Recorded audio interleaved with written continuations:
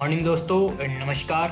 मैं हूं Shivam Singhal, agree trainer. स्वागत करता हूं आप सभी लोगों का एक बार फिर से हमारे एग्री ट्रेनिंग प्रोग्राम में। दोस्तों आज हम लोग बात करने जा रहे हैं कि अगर आप लोग सब्जियों की फसल उगाने वाले हैं तो उसमें हम वेस्टीज के एग्रीकल्चर प्रोडक्ट्स को किस प्रकार से प्रयोग कर सकते हैं। तो आज हम स्टेप बाय स्टेप बात करेंगे कि एग्री प्रोडक्ट्स को कैसे यूज करें, लेकिन उससे पहले हम लोग बात कर लेते हैं कि फसल की ग्रोथ स्टेजेस क्या होती हैं। आप किसी भी फसल को लगाओ, उसकी ग्रोथ स्टेजेस लगभग इसी प्रकार से रहने वाली है। सबसे पहले आप बीज लगाओगे मिट्टी में तो आप देखेंगे अंकुरण हो रहा है वहाँ पे, मतलब स्प्राउटिंग बोल सकते हैं, बीज का अंकुरण हुआ है। और अंकुरण के बाद हमें वहाँ पे दिखाई देती है 2 से 3 पत्तियां। तो 2 से 3 पत्तियां जब निकली हैं उसको हम पौध बोल सकते हैं, सीडलिंग वाली अवस्था है। अब सीडलिंग जो तैयार हुई है, हो सकता है वो डायरेक्टली आपके फील्ड में तैयार हुई हो, और ऐसा भी हो सकता है कि सीडलिंग आपने नर्सरी में तैयार करी है और नर्सरी से फिर आप पौध को निकाल के मेन फील्ड में लेके ट्रांसप्लांट करने वाले हो।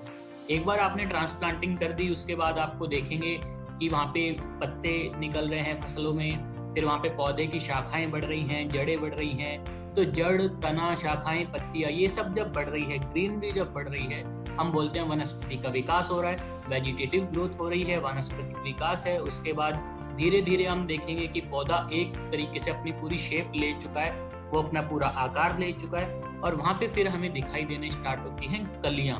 जी हाँ, बडिंग हम इसको बोल सकते हैं। और कलियों से फिर आपको मालूम है वो फ्लावर्स में कन्वर्ट होंगी, फूल वाली अवस्था आएगी, और फूलों से धीरे धीरे वो कन्वर्ट होंगे फ्रूट्स में या फिर वेजिटेबल्स में। अब सबसे इम्पोर्टेंट होता है कि आपके एक बार फल पक गए तो पकने के बाद उसको हम मैच्योरिटी स्टेज बोल सकते हैं, राइपनिंग स्टेज बोल सकते हैं। लेकिन जो सब्जियों वाली की फसल होती है उसमें ये स्टेज ऐसा नहीं कि यहाँ पे रुक जाएगी, जैसे गेहूं या चावल में रुक जाती है। यहाँ पे क्या होगा कि मान लीजिए फल एक बार पक गए थे, फिर से फूल आ रहे हैं, फिर से सब्जी आ रही है, फिर टमाटर आ रहा है, फिर बैंगन आ रहा है, तो फूल फाल वाली अवस्था लंबे समय तक चलती है।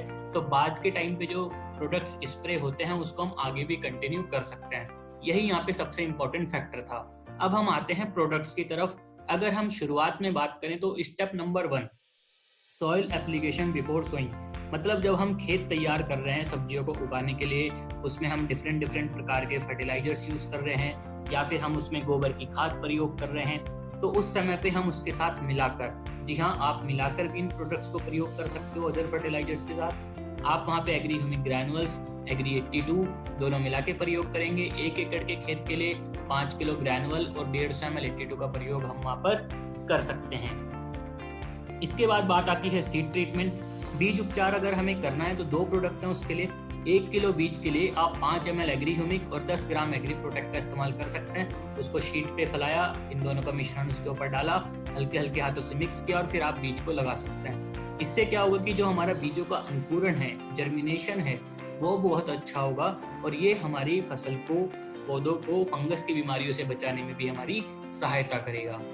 इसके बाद स्टेप नंबर 3, जब फसल 20 से 25 दिन की हो चुकी है, और एक्चुअली में ये वो अवस्था होती है जब फसल के ऊपर एक्चुअली में 4 से 5 पत्ते आ चुके हैं। तो ऐसा जरूरी नहीं कि 20 से 25 दिन में ही आ जाए, किसी में 20 दिन में भी आ सकते हैं, किसी में 30 दिन में भी आ सकते हैं, बट कम से कम 4 से 5 पत्ते होने चाहिए पौधे के ऊपर। वहाँ पे हम Agri Humic, Agri Gold, Agri 82 का स्प्रे करवाएंगे।